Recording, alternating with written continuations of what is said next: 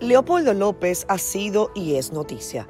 Algunos pensaron que su exilio en Madrid lo borraría del mapa político, pero al parecer ese no es el plan de López. Para quienes no le conocen, este caraqueño nació en el seno de una familia políticamente activa. Estudió en Caracas en un colegio privado, terminó sus estudios en Estados Unidos, se licenció en Sociología y Ciencias Económicas en Ohio y asistió a la Escuela de Gobierno John F. Kennedy, donde obtuvo una maestría en Políticas Públicas. Es uno de los dirigentes de la oposición venezolana que genera quizás más controversia. Algunos le llaman el líder rebelde, otros le critican lo que califican como radicalismo y algunos esgrimen que su accionar ha dilatado la unidad opositora. En su carrera política destaca su paso de 8 años por la alcaldía del municipio Chacao al este de Caracas. Ya en ese momento se le visualizaba como un importante dirigente y lo sabía Hugo Chávez. Algunos argumentan que por eso la justicia le inhabilitó para ejercer cargos públicos por más de una década. En 2014 convocó a protestas masivas en contra de Nicolás Maduro. Las mismas se prolongaron por todo el país durante meses, dejando un saldo final de 43 muertos, 600 heridos y más de 3.500 detenidos. López fue condenado a 13 años y 9 meses de prisión por su participación presunta en aquellas movilizaciones. Está claro que no es una figura para pasar inadvertida. Este hombre de 50 años, que estuvo encerrado en una celda de 2 por 3 metros durante más de 4 años, dice que no tiene resentimientos. Leopoldo, a secas, como lo llaman los venezolanos, sufre hoy de lo mismo que el grueso de la dirigencia opositora. La dura crítica de no estar en el país y de no sufrir en carne propia la crisis. Además, aquella frase tristemente célebre de Hugo Chávez al momento de dar el golpe de Estado: por ahora, los objetivos no fueron alcanzados. Esa frase, cada día que pasa, calza más en la acera de López, Capriles, Guaidó, que en los que se mantienen aferrados al poder en Miraflores. Amigos, hoy yo estoy acompañada de una persona especial. Me refiero, y lo están viendo ustedes en pantalla, a Leopoldo López. Tenía muchos años que no lo veía y debo decirlo de manera franca, porque además este programa se llama así, siendo honesta. Me hace muy feliz verlo, además en libertad. Leopoldo, gracias. ¿Cómo estás? Bien, bien. Gracias por esas palabras. Qué bueno verte, qué bueno saberte en familia. Lo hemos visto, pero parece que era un clamor que se había aguantado tanto tiempo que uno no se cansa de verte a ti y a tu familia felices. Mira, bueno, primero estamos unidos, ¿no? Estamos contentos de estar unidos, pero felices. Me cuesta llegar a decirlo, ¿no? Porque yo no me puedo sentir feliz con Venezuela como está. Y tampoco estando alejado del país, como 7 millones de personas, como tú, como los 150.000 venezolanos están aquí en República Dominicana, casi 7 millones de venezolanos que hemos tenido que salir, y todos con una historia. Todos tienen una historia de haber tenido que abandonar el país, expulsados del país. Entonces yo estaré feliz cuando podamos regresar a Venezuela y cuando comencemos la construcción de esa mejor Venezuela, la Venezuela que nos merecemos todos. Estoy de acuerdo, es una felicidad parcial, por decirlo de alguna manera. Leopoldo, yo quería compartir contigo algo que durante años he tenido en la mente y que nunca te había podido decir en persona. Cuando yo tenía 18 años trabajé en Venezolana de Televisión. Fue el primer trabajo que tuve. Era una muchachita que estaba en la Universidad Santa María y llegué a trabajar allí porque tenía un amigo en común que también trabajaba allí. En ese momento se sabía en ese canal, yo siendo apenas un estudiante, que el único líder de la oposición que representaba una real amenaza para el gobierno en ese entonces de Hugo Chávez era Leopoldo López. Lo decían los pasillos, lo decían los análisis DOFA que entregaban. ¿Por qué le tienen miedo a Leopoldo López? ¿Por qué tú eres una amenaza? Mira, bueno, yo durante mucho tiempo, yo fui alcalde 8 años, yo fui alcalde desde el año 2000 hasta el 2008, hicimos una gestión extraordinaria y hicimos porque fuimos un buen equipo y un equipo de gente muy comprometida, muy preparada, transformamos la ciudad y teníamos el sueño de transformar Caracas completa y a mí me inhabilitaron, simplemente no permitieron que corriera para la elección. Y eso pues me llevó a reinventarme, a comenzar una organización política, nuestro partido hoy, Voluntad Popular, y recorrí el país muchas veces, sumé a mucha gente y teníamos una organización, seguimos teniendo una organización muy comprometida. Y yo, ¿por qué el chavismo, o el mismo Chávez, que me lo dijo mucha gente, Maduro y todo su entorno, han buscado primero eliminarme políticamente por la vía de la inhabilitación, luego me encarcelaron y luego a nuestro partido lo han señalado de terrorista, lo han perseguido? Yo creo que eso lo han hecho porque saben de nuestro compromiso con la libertad. Nosotros tenemos un compromiso a fondo, profundo, con que Venezuela sea un país libre, porque estamos convencidos, y hablo en plural, porque así pensamos mucho, que la primera condición para todo lo demás, pues yo te digo, mira, cierra los ojos y piensa en la Venezuela que tú quieras. Y me vas a decir, mira, una Venezuela en donde tengamos seguridad, tengamos servicios públicos que funcionen, que tengamos salud, educación, todo eso es verdad. Todos tenemos una imaginación o una idea, una imagen de cómo es esa Venezuela que queremos, pero la condición necesaria es la libertad. Si no alcanzamos la libertad, nada de eso va a ser posible. ¿Cuál es el plan? Mira, el plan es que logremos salir de la dictadura de una manera que genere estabilidad para los venezolanos, porque tenemos que buscar que no solamente salgamos de la dictadura, sino construir bienestar y progreso para los venezolanos. En estos momentos, como lo ha anunciado el presidente Guaidó, la Asamblea Nacional, estamos haciendo un esfuerzo para poder canalizar toda la unidad interna e internacional en tener un acuerdo de salvación nacional y tener un horizonte de una ruta concreta que atienda la tragedia humanitaria como prioridad y segundo, que ponga un cronograma de elecciones parlamentarias y presidenciales. Porque si no hay cambio político, no hay cambio. Hay quienes piensan erradamente, desde mi punto de vista, que se pueden cambiar las cosas en Venezuela manteniendo a Maduro. Eso es imposible.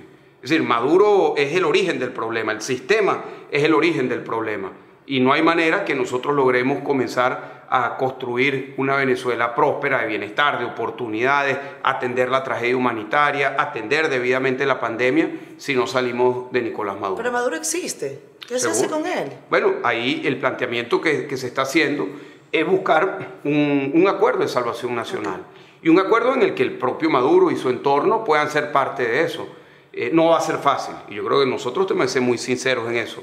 No es un tránsito fácil, salir de una dictadura no es fácil.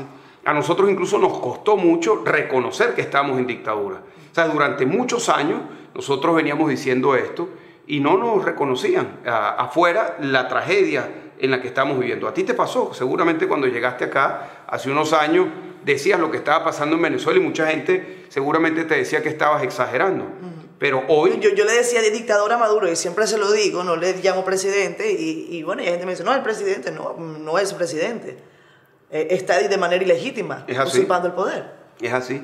Bueno, de hecho, te cuento que nosotros en el 2013, cuando estábamos planificando lo que iba a ser la salida, que fue el 2014, cuando a mí me llevan preso, yo convoqué a nuestro equipo y yo les dije, mira, tenemos que discutir una pregunta muy elemental. ¿Estamos en democracia o estamos en dictadura?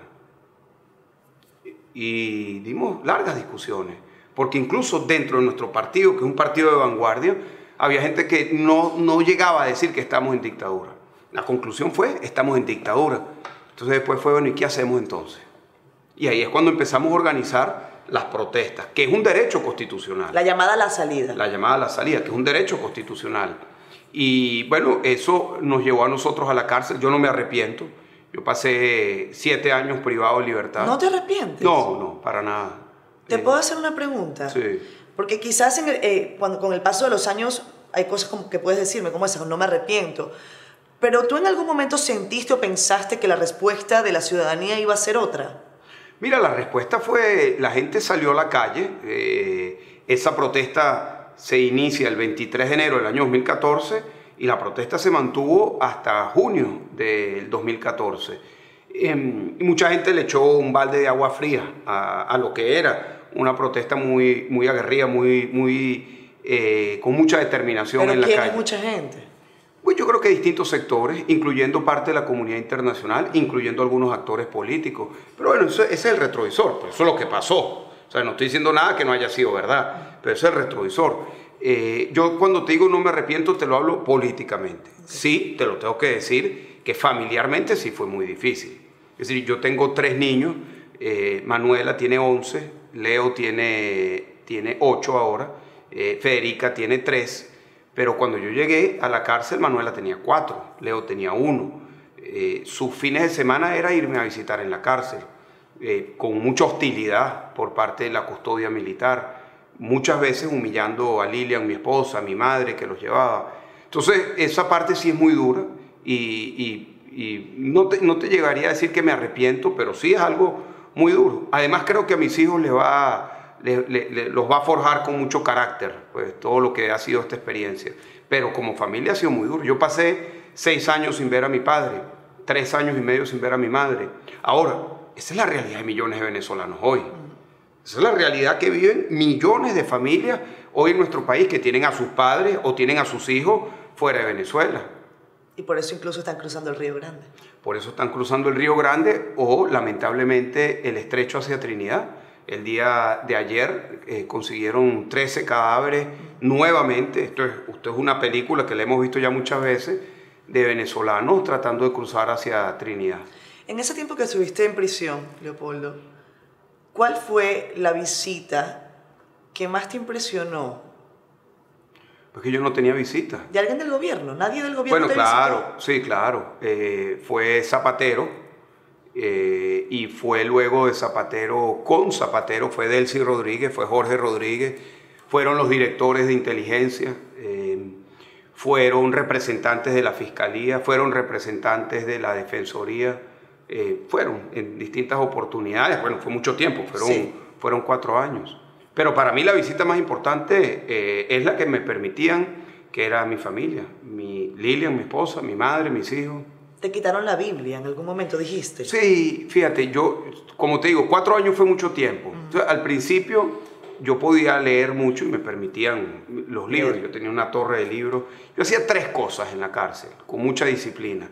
Todos los días rezaba, todos los días leía algo o trataba de ejercitar el intelecto, y todos los días hacía ejercicio, todos los días. Y yo vivía mi día para cerrar el día sabiendo que algo constructivo hice, no pensando más allá. Y allí al principio leí mucho, luego me quitaron los libros, luego me dejan la Biblia, leo la Biblia de Génesis, Apocalipsis completa, y bueno, luego me quedé meditando sin nada. Yo escribía, me quitaban las libretas donde yo escribía. Escribí 2 libros estando en la cárcel, y las páginas de esos libros las tenía que sacar en unos papelitos muy chiquiticos, con una letra muy pequeña, que yo la doblaba y la enrollaba en un papel de plástico y en un chicle. Y entonces cuando venía Lilian, le daba el chicle, o a mi mamá, y le daba el chicle, y entonces cuando llegaban, abrían, y así fui escribiendo un libro. Mencionaste a una persona que ha sido fundamental, aunque para algunos su actuación no sea nada loable. Dijiste a Rodríguez Zapatero. Ha dicho él que es bueno que tú estés libre. Quiero preguntarte, el momento en que decidiste salir de la Embajada de España en Caracas, ¿se asocia ese momento con la decisión del gobierno de Pedro Sánchez de cambiar al embajador? ¿Qué fue exactamente lo que motivó tu salida de esa sede diplomática? Mira, fueron muchos factores, ¿no? Primero, yo tenía la determinación de trabajar en el lugar en donde pudiese ser más eficaz. Cada vez se me hacía más difícil el trabajo desde la embajada. Yo tenía ya 1 año y medio en casa por cárcel, que era una cárcel. Mi casa convertía en una cárcel. Mi casa la rodeaba, donde había 25 policías, camiones, interferencias, expropiaron la casa de al lado de mi casa. O sea, era la casa convertida en una cárcel. Y tenía 1 año y medio ya en la Embajada de España. No podía recibir visitas, lo único que tenía era un teléfono, y se me hacía difícil el trabajo, y estábamos en un momento muy complicado. Lo segundo, obviamente, la familia, ¿no? Yo creo que el costo que ha pagado mi esposa, mis hijos, tenía a mi madre enferma, tenía 6 años sin ver a mi padre, pues también eso fue parte de la decisión. y también pues los cambios y la incertidumbre de lo que podía suceder allí en la embajada. Y todo eso pues me llevó a tomar la decisión de salir. Para mí no fue fácil, porque yo nunca quería irme a Venezuela, y lo dije muchas veces. Y hay gente que critica, como dicen todo, bueno, y tú dijiste no te ibas a ir a Venezuela, es verdad, eso lo dije hace 8 años. Y tan es verdad que yo me presenté voluntariamente a la cárcel. A mí no me agarraron en una alcabala, no me agarraron preso en mi casa, no me agarraron en una cuneta escondiéndome. Salió una orden de captura en mi contra y yo me fui y me presenté porque me quería quedar en Venezuela. Fui sentenciado a 14 años de cárcel, tuve privado 7 años. Y salir de Venezuela, como a ti tampoco, o como a cualquier venezolano que nos esté viendo en estos momentos, no le fue fácil, pero era la mejor decisión para poder seguir en la lucha. Vamos a hacer una pausa comercial. Cuando regresemos hablamos de ese proceso que está en curso, porque sabemos por las informaciones más recientes que el gobierno venezolano o la dictadura venezolana ha decidido solicitar tu extradición al gobierno español. Lo hablamos cuando regresemos. Ya venimos.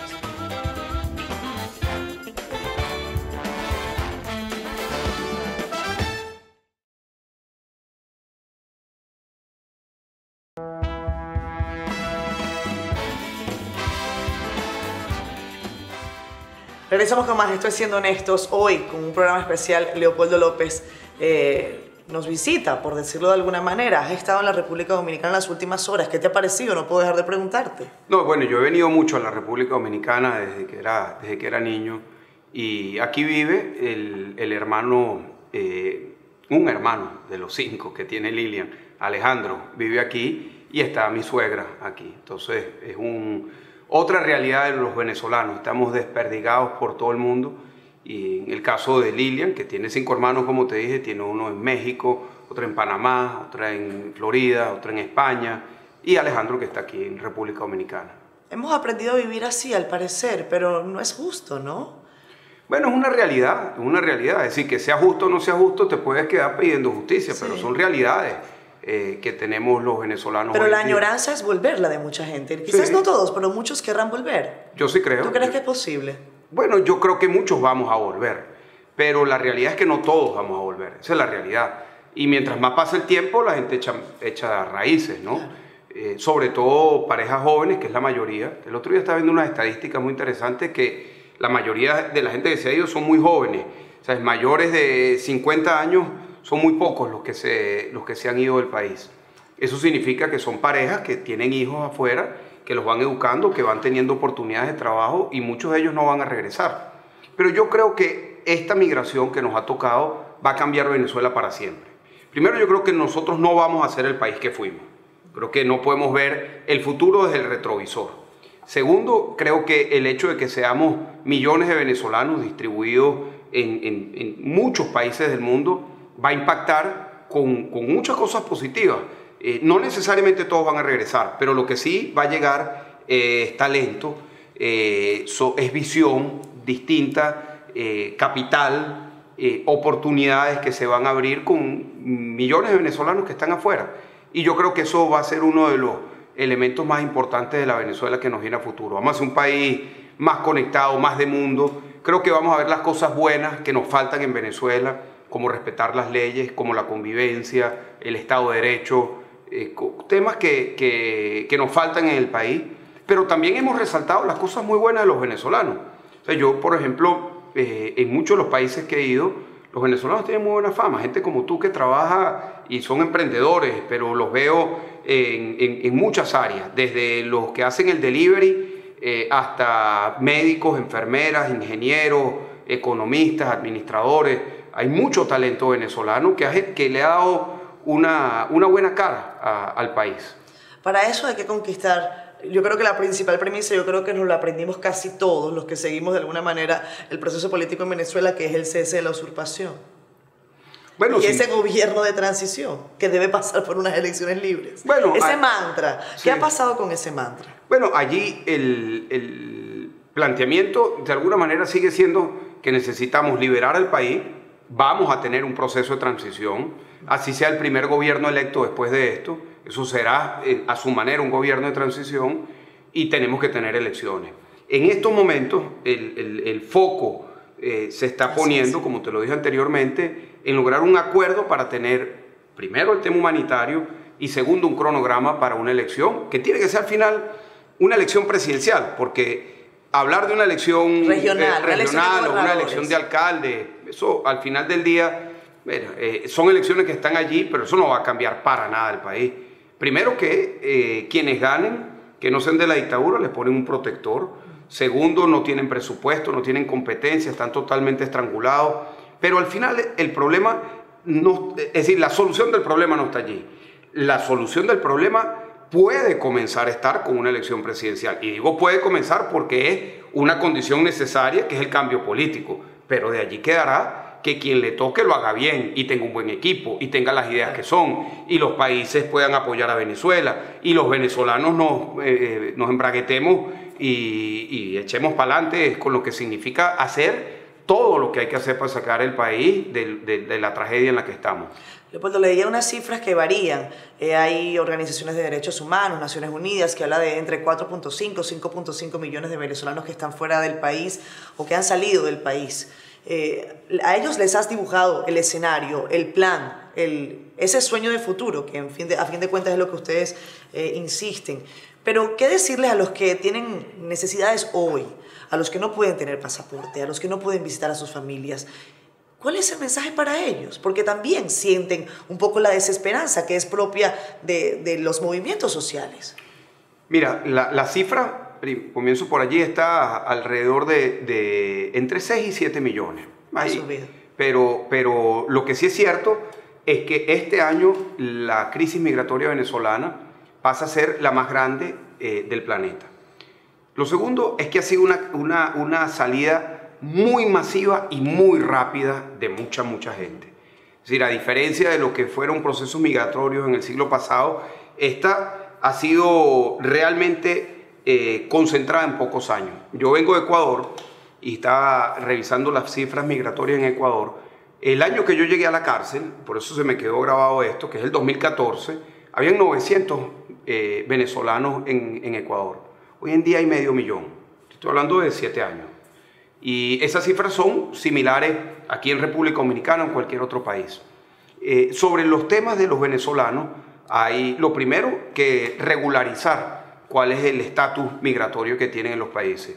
Eso se ha hecho en Colombia, aquí en República Dominicana han dado pasos en esa dirección.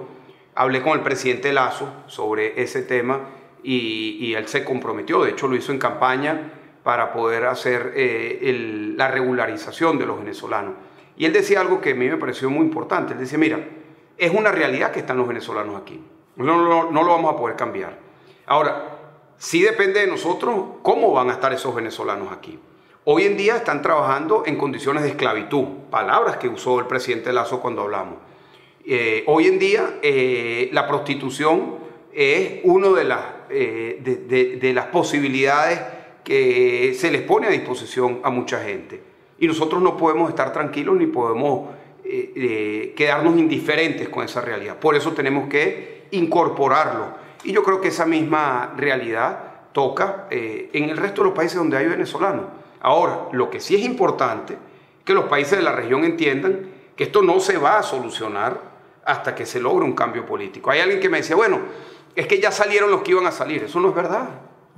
Tú que conoces gente en Venezuela sabes que la gente que está en Venezuela hoy en día ganando $2 al mes de salario mínimo en un país dolarizado, cuyos precios son equivalentes a los que tiene aquí en República Dominicana o que puedes tener en Estados Unidos, sí, con respecto al alimento, con respecto a muchos de los insumos básicos, mucha gente va a continuar saliendo. O sea, si hoy hay 6, 7 millones de venezolanos afuera, esa cifra, si no se resuelve la crisis, se puede duplicar en un tiempo.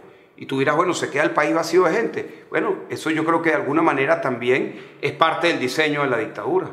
¿Sabes qué? Dijiste antes que una de las cosas que habías prometido que no harías era irte de Venezuela y que hay gente que te lo machaca, que hay gente que te lo apuntala, que no te ibas a ir de Venezuela, al final tuviste que salir de Venezuela 8 años después.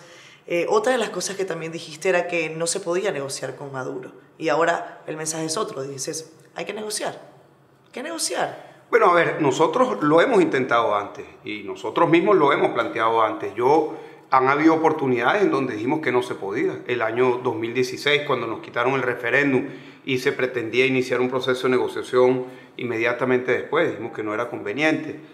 Hicimos el intento, de hecho, que tuvo sede República Dominicana en el año 2018 y ese proceso fracasó. Hemos tenido algunas lecciones aprendidas de esos procesos. Luego, en el año 2019, nosotros mismos iniciamos un proceso que fue discreto y no conocido durante muchos meses para aprovechar el momento de mayor presión, pero también fracasó por decisión de la dictadura de no querer llegar a un acuerdo. ¿Qué puede ser distinto en esta oportunidad? Sí. Estarás pensando. Bueno, que primero el acompañamiento de los países, particularmente de los Estados Unidos de Europa. Muy importante, porque al final del día lo que se pone sobre la mesa son las garantías y los mecanismos de presión. O sea, las sanciones. Sí, claro, claro. Yo creo en las sanciones. Yo creo en las sanciones individuales, sobre todo. Pero ellos piden que se las retiren. Bueno, claro, eso es lo que ellos plantean y nosotros pedimos elecciones. Eso es lo que se está discutiendo. Y evidentemente pesan las sanciones. Pesan las sanciones individuales. Yo creo que los corruptos tienen que estar sancionados. Yo creo que los violadores de derechos humanos tienen que estar sancionados. O sea, un nuevo gobierno no va a negociar impunidad. Mira, ese es un tema muy grueso que tiene que ver cómo tú luego de un cambio logras la convivencia. Y ese tránsito lo han tenido que recorrer países que han salido de dictadura o de sistemas autoritarios. Eso pasó en Sudáfrica, en España, en Chile, aquí mismo en Dominicana. Y son procesos complejos que tienen distintas vías de cómo abordarlo. Están las comisiones de la verdad, está lo que se llama la justicia transicional.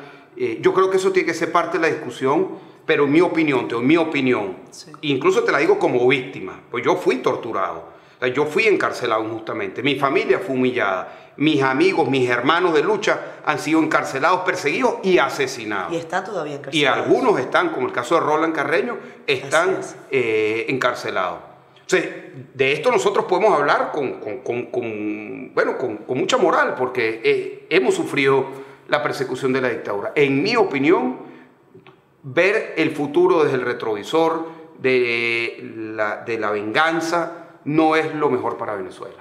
Y nosotros tenemos que buscar cómo construir un camino hacia adelante que permita darle bienestar a los venezolanos. Y estos temas, no estoy diciendo que los dejemos a un lado, pero hay que tratarlos como algo que hay que transitar para cerrar heridas.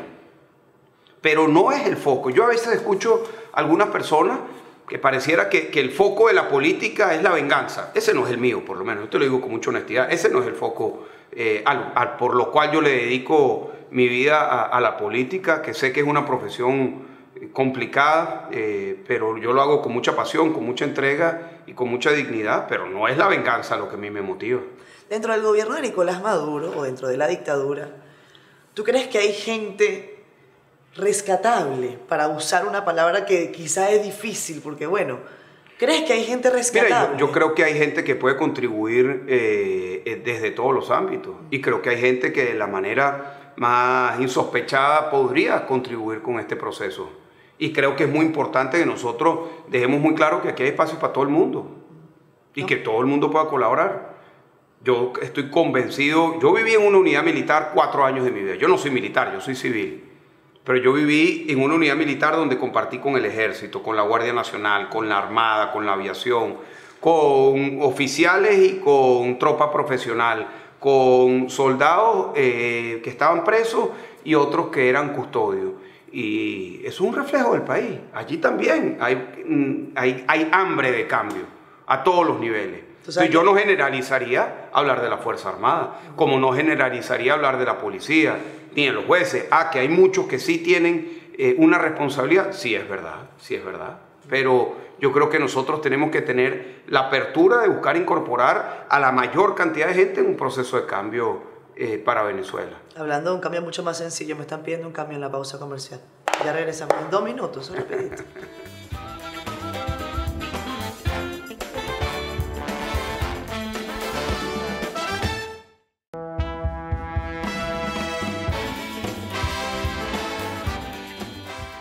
Este programa se llama Siendo Honesto. Qué difícil es hacerle esta pregunta a Leopoldo López. ¿Cuál es tu favorito de los 3 hijos? ¿Estás preguntando en serio? Sí, claro. No me lo puedes decir. No, los 3. Yo te lo digo como si yo se los digo a ellos. Yo le digo, Manuela, tú eres mi hija mayor favorita. Ok. A Leo le digo, Leo, tú eres mi hijo varón favorito. Ok. Y a Federica le digo, Federica, tú eres mi hija chiquita favorita. Exacto.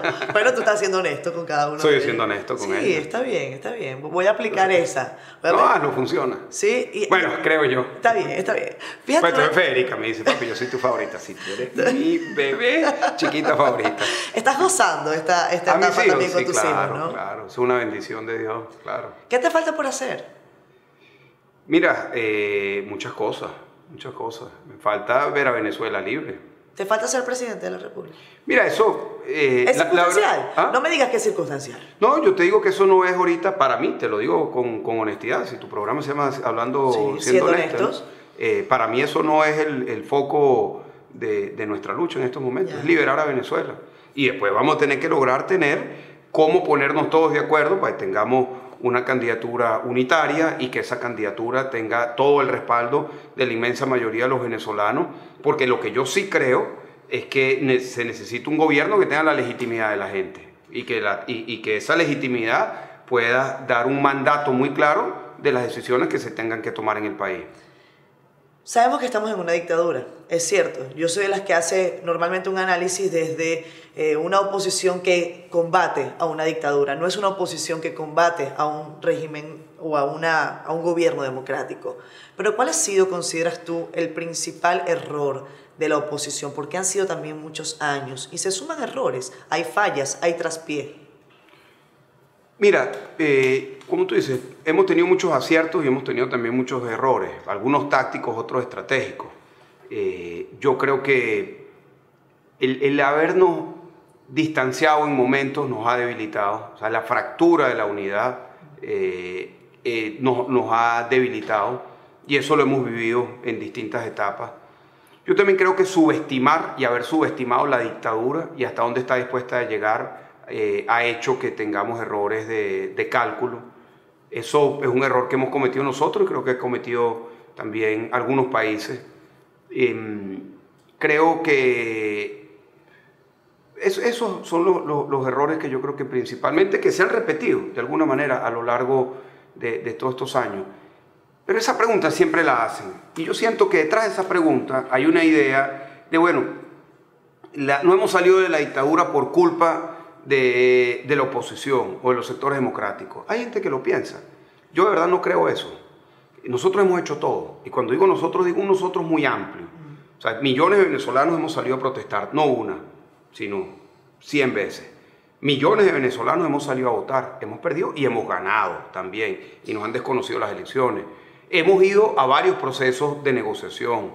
Hemos planteado el quiebre interno. Hemos pedido el apoyo internacional, es decir, hemos recorrido todos los caminos y nos hemos enfrentado a una dictadura que también hay que meter esto en el análisis, que no está sola, Maduro no está solo, Maduro cuenta con apoyo formidable de China, de Rusia, de Turquía, de Irán, de Cuba. Cada uno de esos países da un aporte de acuerdo a sus intereses y de acuerdo al tipo de relación que tienen con Venezuela. Pero sí te digo, es un apoyo mucho más grande del apoyo que recibimos nosotros. Nosotros estamos agradecidos con el apoyo que recibimos, pero es un apoyo diplomático, declarativo, un comunicado, una declaración, un reconocimiento.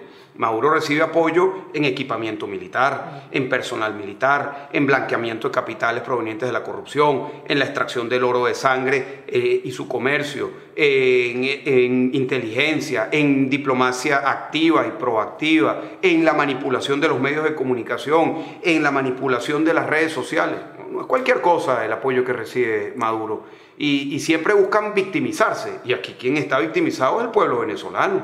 Aquí hay un opresor, que es la dictadura, Nicolás Maduro. Nos toca a nosotros construir la salida, que no es sencillo, pero estemos claros de lo que estamos enfrentando. Voy a hacerte la pregunta más específica. Te preguntaba por cuál consideras tú ha sido el principal error de la oposición en todos estos años pese a combatir a una dictadura. ¿Cuál crees tú que ha sido un error tuyo personal, ¿en qué tú sientes que te has equivocado, que no lo harías igual? Mira, en algún momento dado yo aposté a abrir camino fuera de la unidad y yo creo que eso fue un error.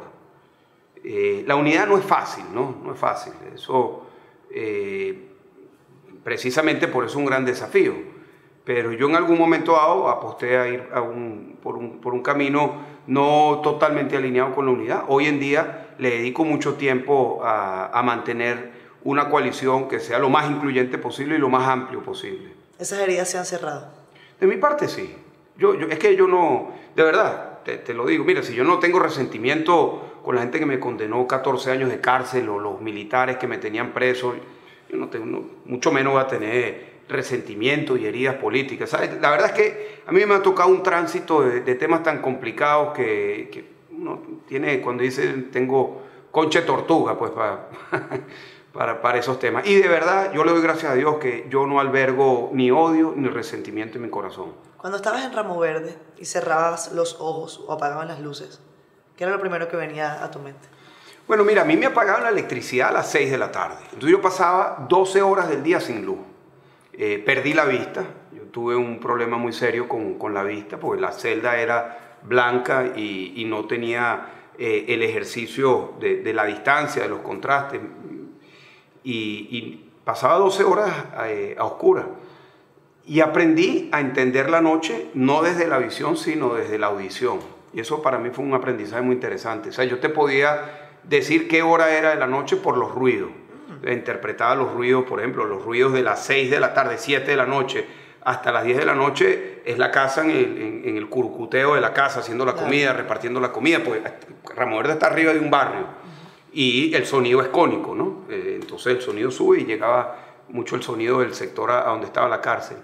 Después entre las 11 y 1 de la mañana ya hay un curucuteo, pero con menor intensidad, alguien escuchando la radio, alguien escuchando noticias, como tú, escuchando las noticias que presentaba. Después sí, de la 1 de la mañana a las 4 de la mañana, 3 de la mañana, silencio absoluto, ¿sabes? Como un silencio hueco. Y a esa hora, por lo menos allá en Ramo Verde, aparecía un ave, un pájaro, y tenía un sonido muy particular. A esa hora, que es muy particular. Entonces ya yo sabía que eran las 3:30, 4 de la mañana. 4:30, un señor prendía su carro todos los días para calentarlo. Ya yo sabía, coño, son casi las 5 ya. Y después empezaban a subir los autobuses con el tubo de escape roto, taca, taca, taca, taca, taca, hasta arriba. Yo ya sabía que eran las 5:45, 6 de la mañana. Pero aprendí a moverme desde la audición. Eso era una de las realidades que me tocó enfrentar. Leopoldo, el tiempo siempre se nos queda corto para hablar de nuestro país. Los venezolanos que estamos en el exterior siempre albergamos la esperanza de tener una nación nueva, próspera, donde nuestra gente buena se encuentre. En un abrazo no solamente de esos bonitos de la novela, sino un abrazo realmente de hermanos, fraternal, de desarrollo. Yo no sé si vuelva a verte, ojalá sea pronto, ojalá sea pronto. Te agradezco enormemente que hayas dedicado este tiempo para conversar con nosotros. Sé que tienen una agenda complicadísima, sé que hacen esfuerzos para atender a múltiples tareas, a múltiples actividades, pero quiero aprovechar para darte la mano. Gracias. Y decirte que nos vamos a volver a ver. Gracias. Gracias a ti. No, 1.000.000 de gracias y yo creo que hay que mantener esa esperanza que tú dices, hay que tenerla. Y hay que vivir con ella y hay que construir alrededor de esa esperanza. Yo a veces siento que muchos de quienes estamos afuera vivimos con nostalgia, melancolía. Esos son sentimientos que se entienden, pero los tenemos que buscar traducir en esperanza y ver, nos ha tocado lo que nos ha tocado, a cada quien le ha tocado poder hacer lo que esté haciendo y tratar de hacer lo mejor posible. Y yo sí creo que el país no se lleva pisando el territorio, sino se lleva en el corazón, se lleva en la convicción y yo creo que millones de venezolanos estamos haciendo eso en otras partes del mundo y llevando en alto el nombre de Venezuela, llevando en alto nuestro compromiso con la libertad y con una mejor Venezuela. Te lo agradezco a ti y a los 150.000 venezolanos que están aquí en República Dominicana les mando un fuerte abrazo también. Gracias, Leopoldo. Normalmente yo cierro este programa con música. Bueno. Le pido al invitado que ponga música. ¿Qué música San Pedro de escuchar? Macorís, de Juan Luis Sí. Guerra. Bueno, vámonos con Juan Luis, maravilloso. ¿Ah? ¿Cuál? Una música prestada. Ah, la música prestada. Ah, me dice Lilian que te... Bueno, es que yo tenía... Bueno, es que yo no tenía música ya, ¿no? Ajá. Entonces, yo tenía la música prestada. Pues entonces era la música del barrio, la música del otro lado de la cárcel, la música de los gariteros. Yo vivía con la música prestada. Entonces tenía... Y ahí había una que me encanta, una canción, no sé si aquí les gusta mucho. ¿Cuál es? A Los Diablitos, Los Caminos de la Vida. Los Caminos de la Vida. No son como tú querías. Dime de tu cadena, quería preguntarte siempre. Bueno, esta es una cruz que me la regaló Lilian, me la puso Lilian el día que yo me entregué a la cárcel. Sí, ¿la tienes puesta todavía? Sí, está un poco malo la cuerdita, ¿no? No, pero está bien, no te preocupes, Lilian, cualquier cosa. Pero esta me la regaló Lilian, es la cruz del Tao, es la cruz de los franciscanos. Y bueno, yo tengo esa cruz, lamentablemente ya entregué todas las que tenía, si no te diera una, pero la tienen mis hijos. Y siempre busco entregarla como un símbolo de compromiso. Bueno, me ha acompañado muy de cerca. Te dije que nos íbamos a volver a ver. Voy a tener una en el bolsillo. Prometido.